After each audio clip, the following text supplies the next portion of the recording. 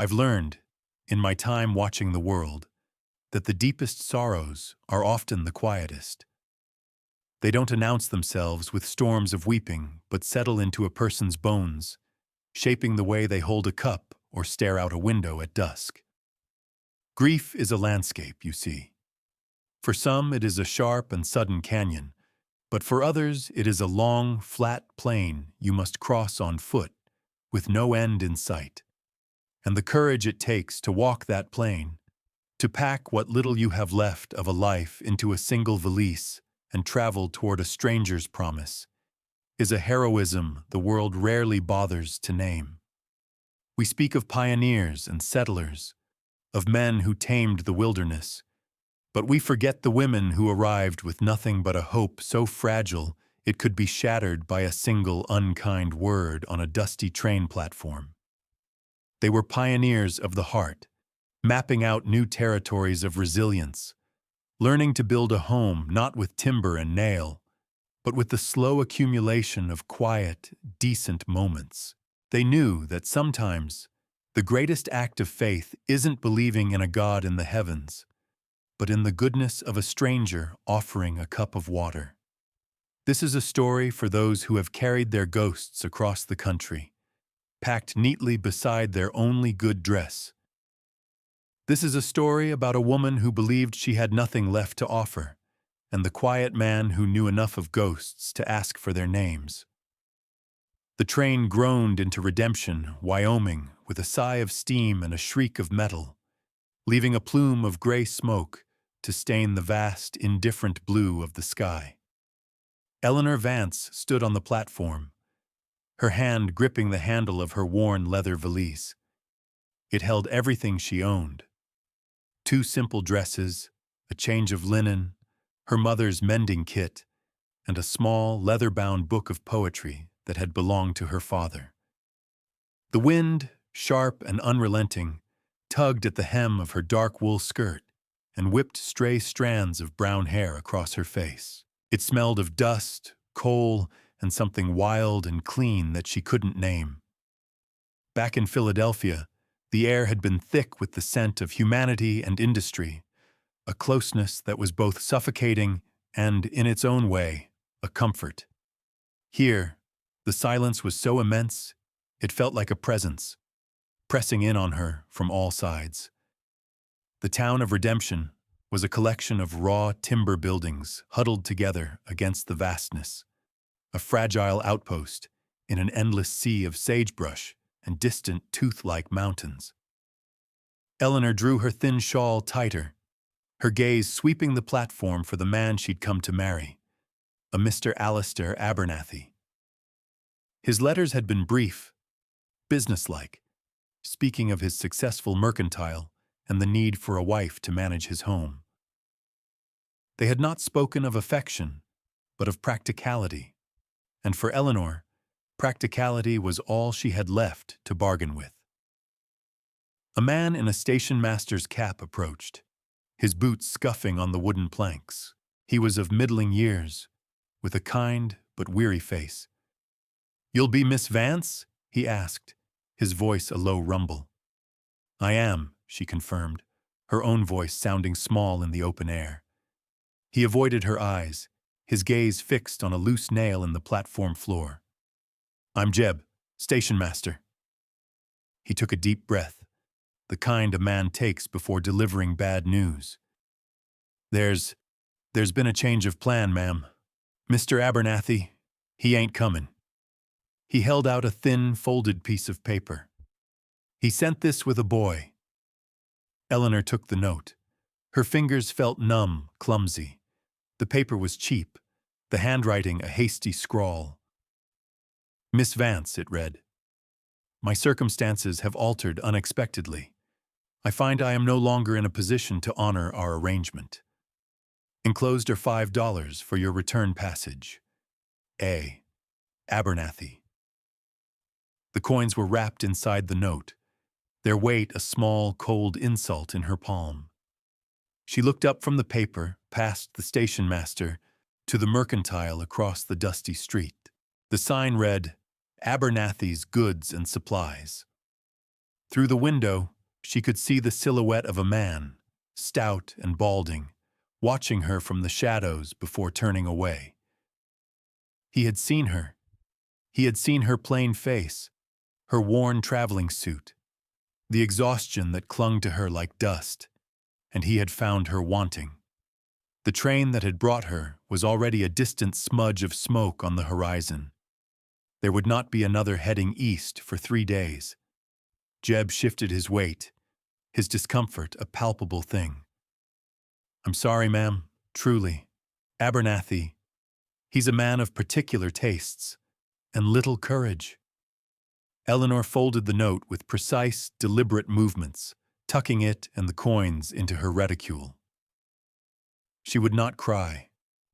She had shed all her tears in a small, damp room in Philadelphia, mourning a life that was gone forever. There were none left for this small, public humiliation. She straightened her shoulders, a gesture of composure that cost her more than Jeb would ever know.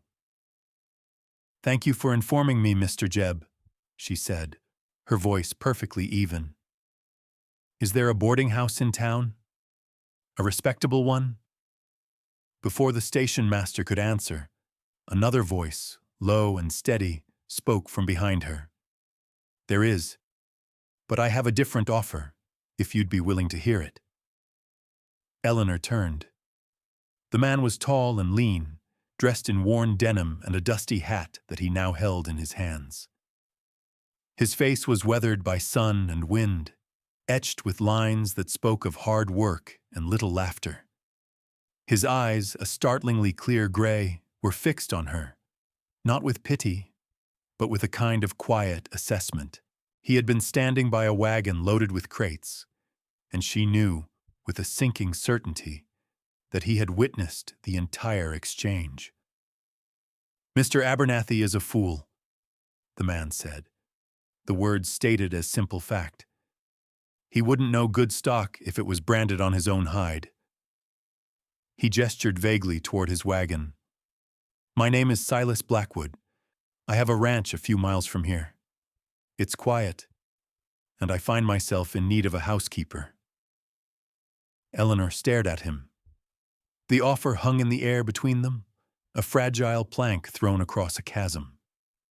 It was not the life she had been promised, but it was a promise nonetheless. "A housekeeper?"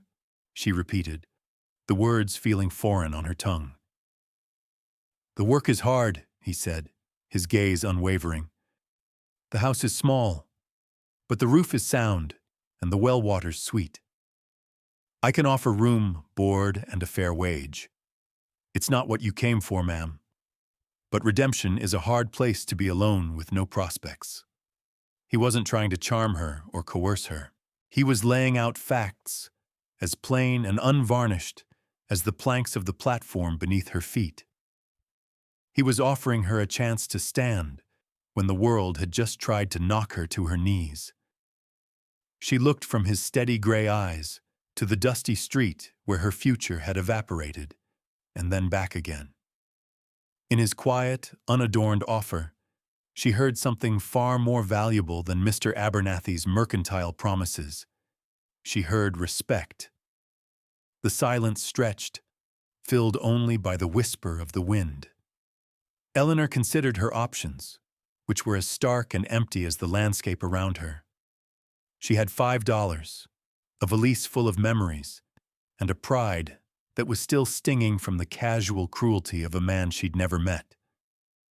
Returning east was impossible. There was nothing and no one to return to. The fever that had swept through their Philadelphia neighborhood had taken her father first, then her mother, and finally her little brother, Samuel. It had left her utterly alone in a world that had suddenly become sharp-edged and unfamiliar. The advertisement for a wife in Wyoming had not been a choice born of romance, but of survival. Now, that survival depended on the man standing before her. She met Silas Blackwood's gaze directly. "I am a hard worker, Mr. Blackwood. I can cook, clean, mend, and I am not afraid of solitude." She paused, then added a condition, a small piece of ground she needed to claim for herself. "I will accept your offer, on the condition that my wages are my own, to save or spend as I see fit. Should I decide to leave, I will give you 2 weeks' notice."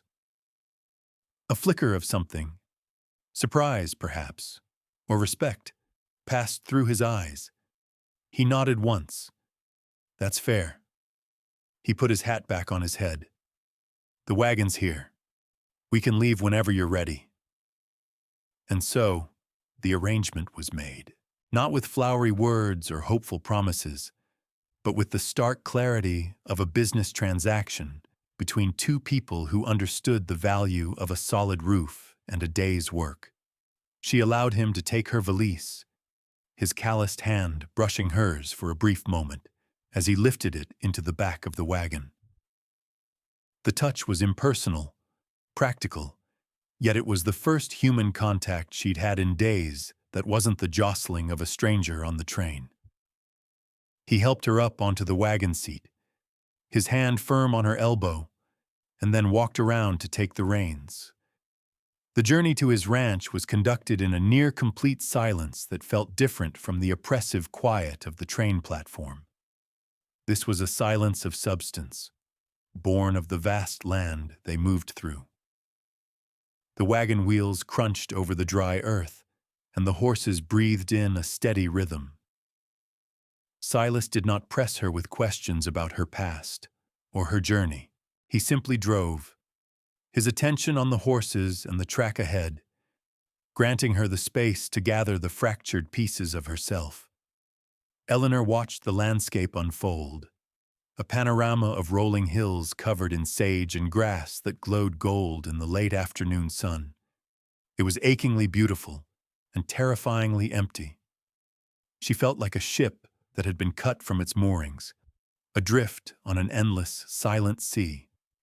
Her old life, her family, her home, they were ghosts now, inhabitants of a country she could never visit again. All she had was this wagon, this quiet man, and the uncertain promise of a new, unwritten life. As the sun began to dip toward the horizon, casting long shadows that stretched like fingers across the land, a small, simple cabin came into view, nestled in a hollow by a creek. A thin curl of smoke rose from its stone chimney. It wasn't much, but it was shelter. It was a place to begin. The cabin was small, just 2 rooms and a sleeping loft, built of sturdy, hand-hewn logs. The main room served as a kitchen and living space, dominated by a large cast-iron stove and a rough-planked table with 2 chairs. A threadbare horse blanket was draped over a sagging armchair near the hearth. Everything was clean, but it was the cleanliness of utility, not of comfort. It was a space that had been occupied, not lived in. There was a profound absence of any softening touch. No curtains on the windows, no rug on the floor, no pictures on the walls. It was the home of a man who expected nothing more from his life than a place to sleep and eat before the next day's labor began. Silas brought her valise inside and set it down near the door. "The bedroom is through there," he said, gesturing to a closed door. It's the main bedroom. I sleep in the loft. You can have the room. There's fresh water in the basin." Eleanor nodded, her throat too tight to speak. The unspoken words hung in the air. It was my wife's room. She understood she was stepping not just into a stranger's house, but into the shape of a life that had existed before her. She went into the bedroom. It was sparse, containing only a simple bed frame with a thin mattress, a small chest of drawers, and a wooden crate set on its end as a bedside table. The air was still and cool, thick with the scent of old wood and lavender, faint and ghostly. Someone had once packed the drawers with dried lavender sachets. She unpacked her few belongings, the movements methodical and calming. She placed her spare dress in a drawer, her mending kit beside it. Finally, she took out her father's book of poetry. Its leather cover was worn smooth, the corners soft with use. For a moment, she didn't know where to put it. It felt too precious, too out of place in this stark, masculine world. She carried it back into the main room, and after a moment's hesitation, set it on the rough stone mantelpiece above the cold hearth. It was a small, defiant act of claiming a sliver of this space for herself. Life fell into a rhythm dictated by the sun and the seasons. Eleanor rose before dawn, her first task to coax the fire in the stove back to life. She would make coffee, strong and black, the way she quickly learned Silas preferred it. He would enter the cabin from the barn as the sky was turning from gray to pink, his face and hands already scrubbed clean at the outdoor pump. He would nod a good morning, take the tin cup of coffee she offered, and drink it standing by the door before heading back out to work his land. He never left for the morning chores without that cup of coffee. She spent her days transforming the cabin. She scrubbed the floors until the wood gleamed, washed the windows until the fierce Wyoming light poured in, and aired out the bedding until it smelled of sun and wind. She found a small patch of workable earth near the creek, and using seeds she'd carefully packed, started a small herb garden. She baked bread twice a week, the warm, yeasty smell filling the small space and clinging to the log walls. These were not tasks performed for a wage. They were the actions of a woman building a nest, feathering it with the small comforts she knew how to create. Silas, in his own quiet way, responded. One afternoon, he came back from town with a bolt of plain calico cloth. He set it on the table without a word. "Thought the windows could use something," he mumbled, already turning to leave. The next week, he spent an evening silently sanding the top of the rough-hewn kitchen table until it was smooth to the touch. He never commented on the jar of wildflowers she kept in the center of it, but she noticed he was careful not to knock it over. He stacked the wood for the stove just outside the door, splitting the logs smaller than he needed for himself, so they were easier for her to carry. They were small, unspoken kindnesses, a silent conversation happening in the space between them. They rarely spoke more than a few dozen words a day, about the weather, the livestock, the need for more flour. But a language was developing nonetheless. It was a language of gestures, of a warm kettle left on the stove for his return, of a broken chair wrung mended without her having to ask. It was the language of two solitary people slowly, cautiously, learning to inhabit the same small world. The first snow of the season came early, a wet, heavy blanket that fell without warning one late October afternoon. The sky turned the color of slate, and the wind howled around the corners of the cabin, a mournful, lonely sound. Silas had been out since morning, checking on a line of fence at the far edge of his property. As dusk bled into a deep and stormy night, Eleanor found herself watching the door, a knot of unfamiliar anxiety tightening in her stomach. She kept the stew on the stove warm, stirring it periodically. She refilled the coffee pot and set it on the back of the stove, the dark, rich smell a small comfort against the storm's fury. The hours ticked by on the small clock on the mantel, each tick unnervingly loud in the quiet room. It was well past 9 when the door finally blew open, bringing with it a swirl of snow and a blast of frigid air. Silas stood there, his hat and shoulders laden with snow, his face pale and grim beneath the brim. He swayed slightly, one hand pressed against his side. "Horse slipped on a patch of ice," he said, his voice strained.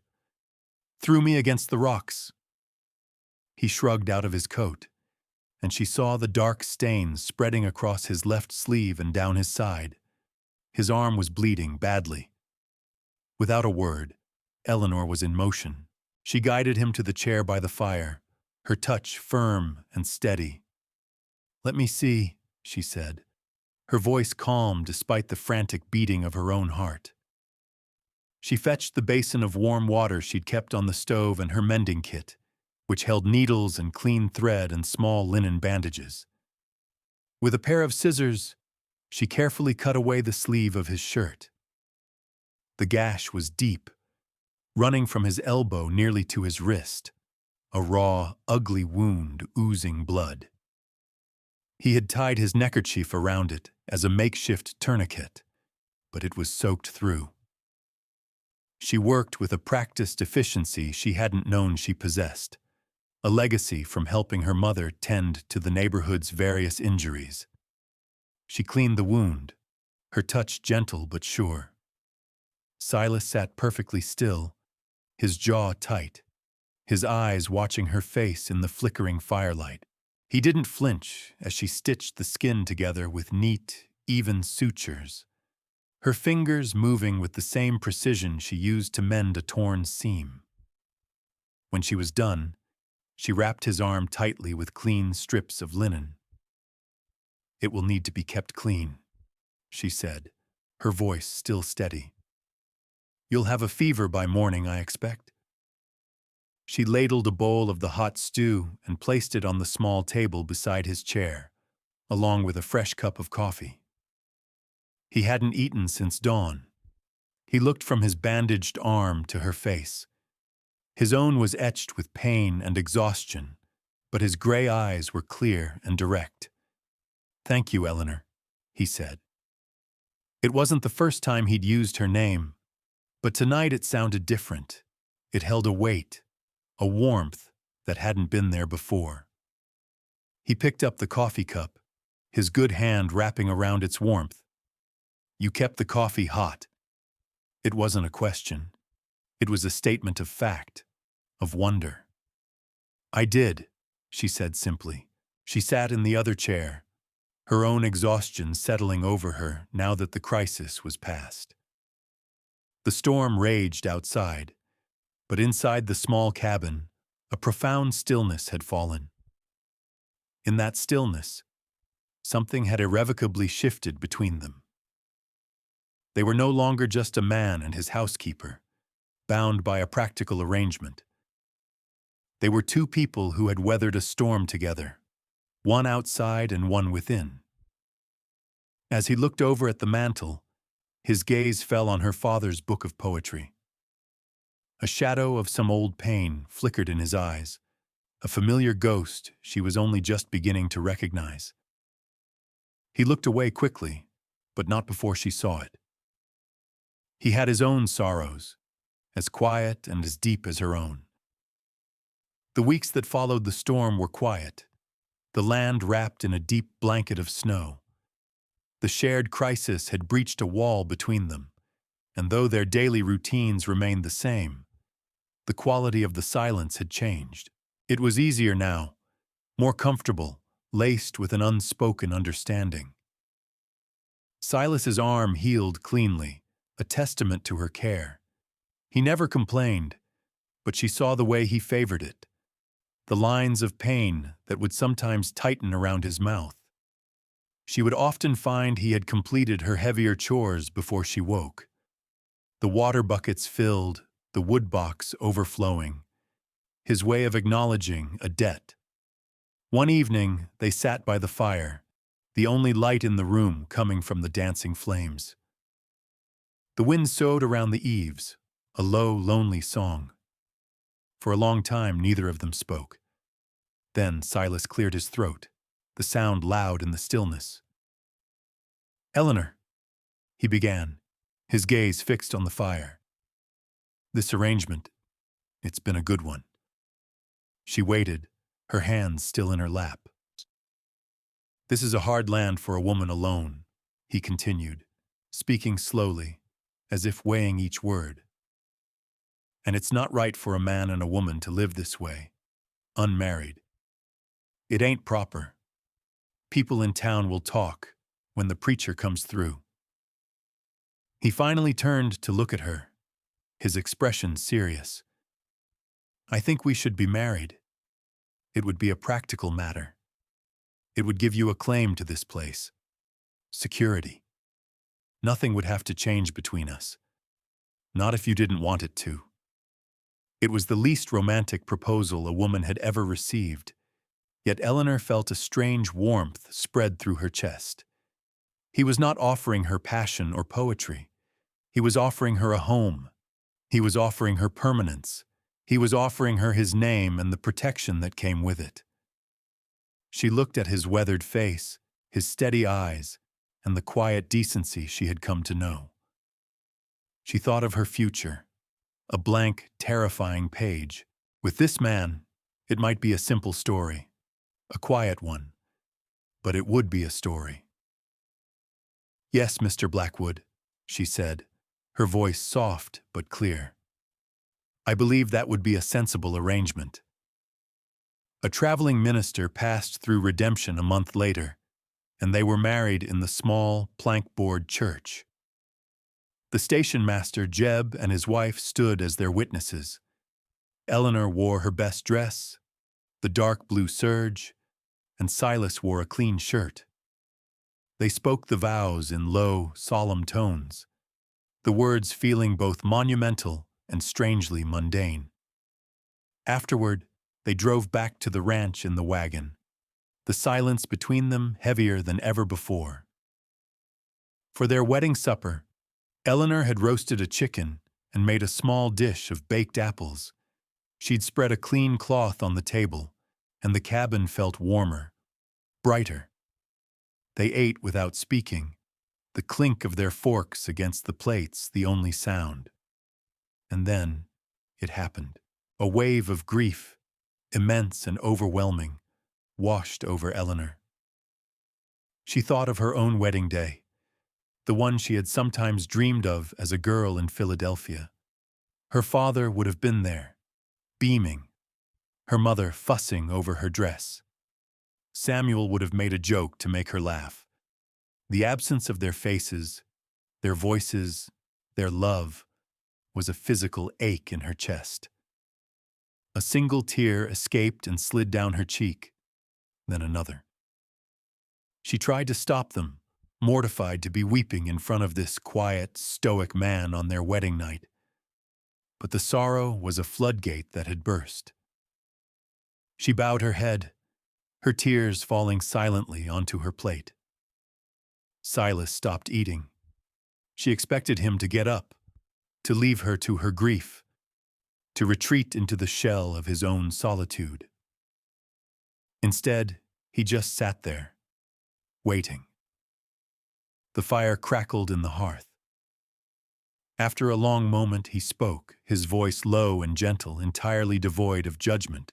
Tell me their names. The question was so unexpected, so direct, it shocked her out of her shame. She looked up, her vision blurred with tears. He was watching her, his expression one of profound, quiet attention. He wasn't asking her to stop crying. He wasn't telling her to be strong. He was inviting her sorrow into the room, making a space for it at their table. And so, she told him. Thomas, she whispered, my father. He loved books. He read poetry to me every night. She swallowed hard. Mary, my mother. Her hands were always busy, either in the garden or with her sewing. She could make anything grow. A sob caught in her throat. And Samuel, my brother. He was only 10. He collected birds' nests and kept them in a box under his bed. She spoke their names into the warm, fire-lit air of the cabin, giving them presence, giving them weight.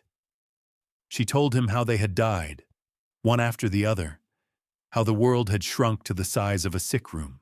When her voice finally trailed off into a ragged silence, Silas simply nodded. He reached across the table, not to touch her, but to push the salt cellar a little closer to the center. My wife's name was Sarah, he said.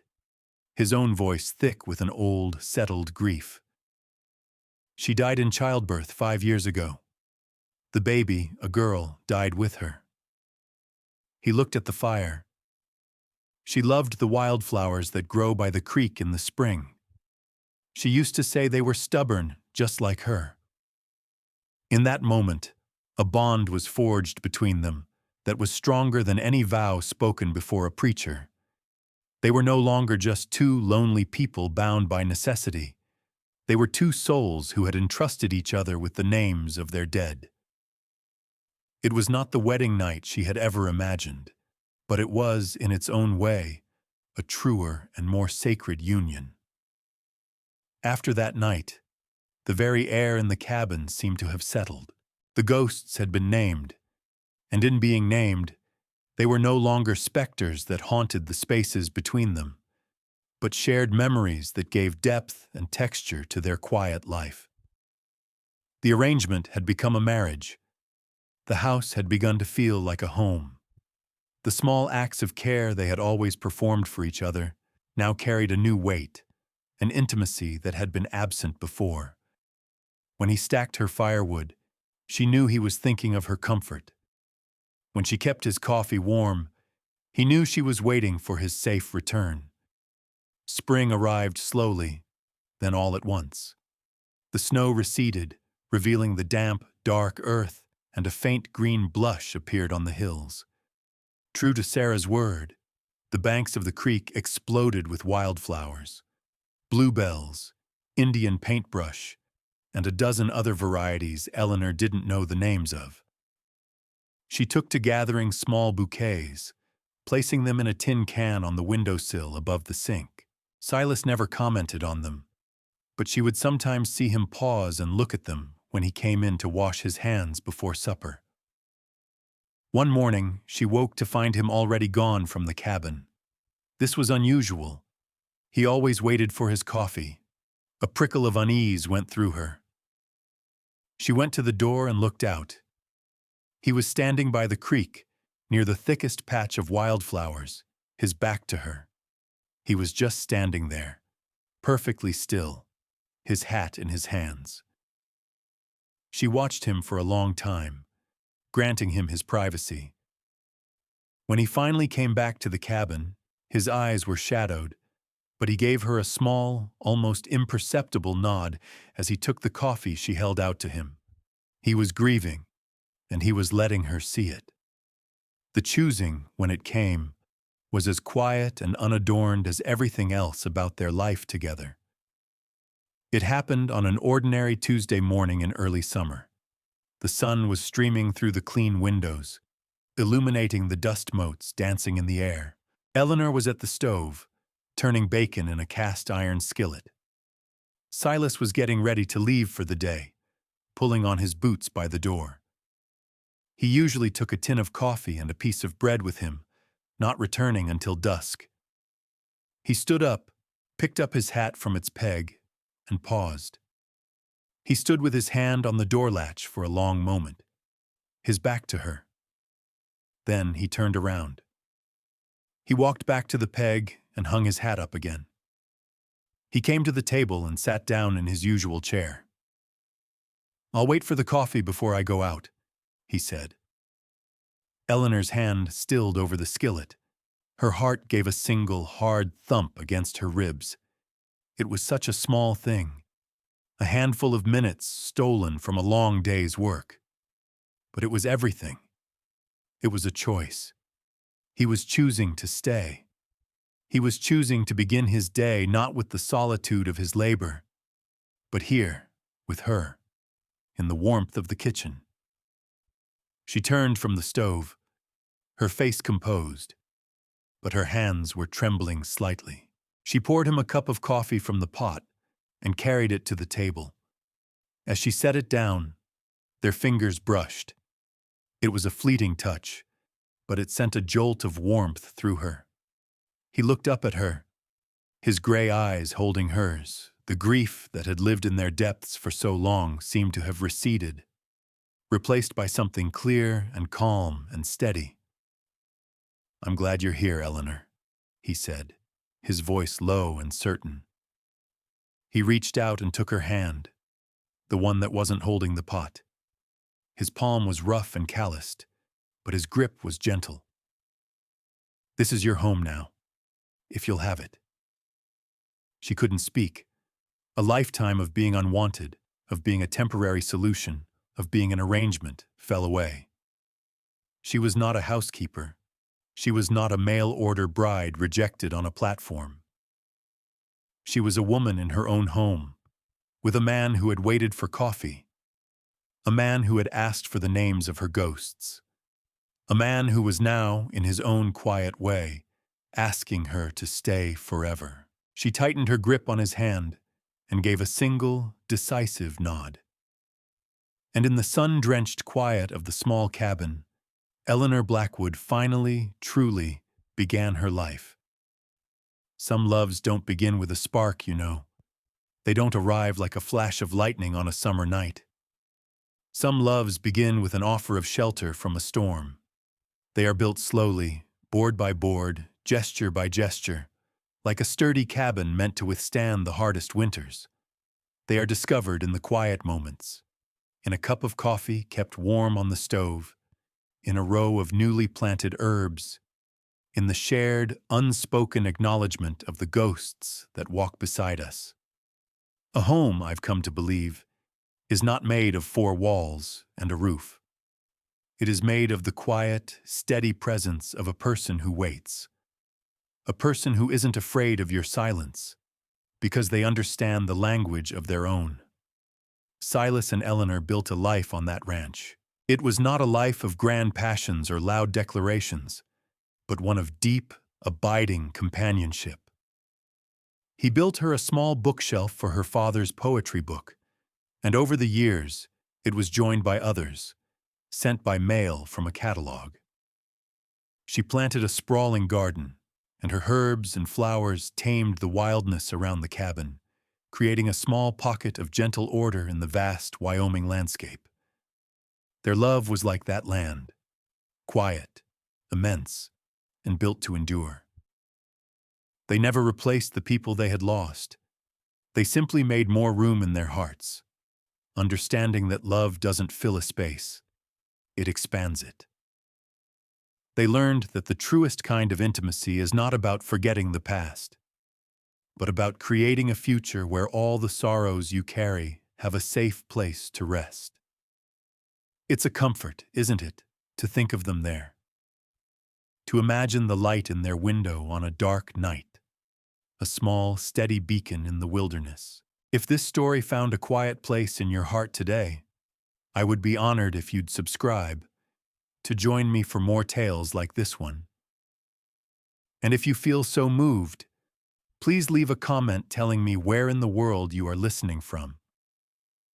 In a world that can feel so large and lonely, it is a great comfort to know we are all sitting around the same fire, sharing our stories together. May you find the person who is not afraid of your ghosts, and may you have the courage to trust them with the names of their own.